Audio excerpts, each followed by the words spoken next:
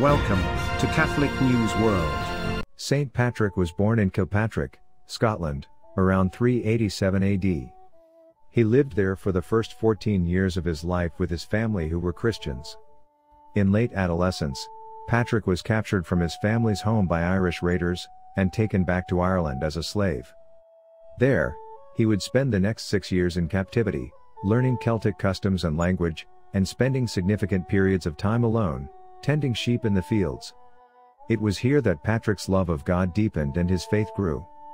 He prayed incessantly, he wrote, "The love of God, and his fear increased in me more and more, and the faith grew in me, and the spirit was roused, so that, in a single day, I have said as many as 100 prayers, and in the night nearly the same, so that whilst in the woods and on the mountain, even before the dawn, I was roused to prayer and felt no hurt from it, whether there was snow or ice or rain, nor was there any slothfulness in me, such as I see now, because the Spirit was then fervent within me."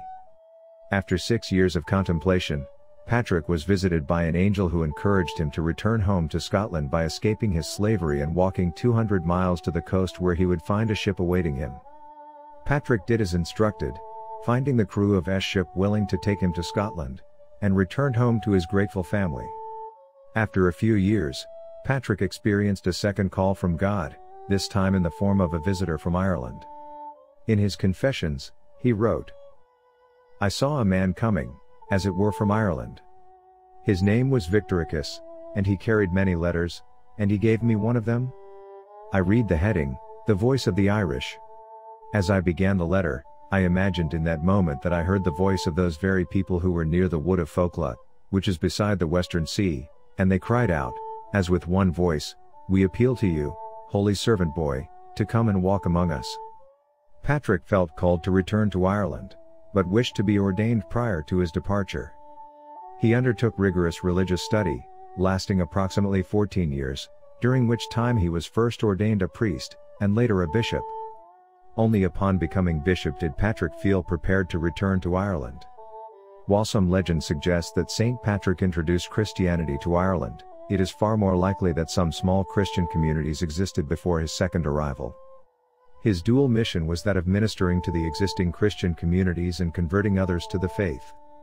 Saint Patrick had great success on both accounts, drawing from his familiarity of Celtic and Druid religious beliefs and language.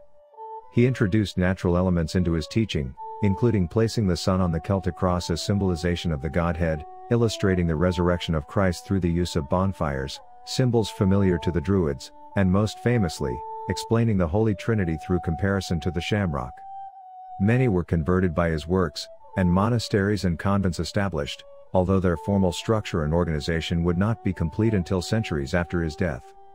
During his ministry in Ireland, Saint Patrick lived a poor and austere life, accepting only what he needed to live. He was repeatedly arrested and imprisoned, threatened and attacked by chieftains of warring tribes, and suffered great peril.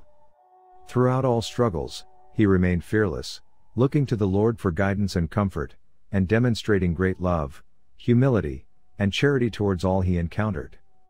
Numerous miracles and intercessions are reported in his name. Saint Patrick's ministry in Ireland spanned over 40 years, during which he laid the foundation for the seat of the Church during the Dark Ages, when Christianity survived in Irish monasteries. He died in Saul, Ireland, where he is believed to be buried. Saint Patrick died around 461 AD. At Saul, County Down, Ireland. He is the patron of Ireland, Nigeria, Montserrat, New York, Boston, engineers, and against snakes. His feast day is March 17th, the day he died. Legend has it that Saint Patrick stood on an Irish hillside and delivered a sermon that banished all the snakes in Ireland by chasing them into the sea after they attacked him. According to some accounts, he was born with the name Maewyn Succat but changed it to Patricus. Here is a famous prayer attributed to Saint Patrick.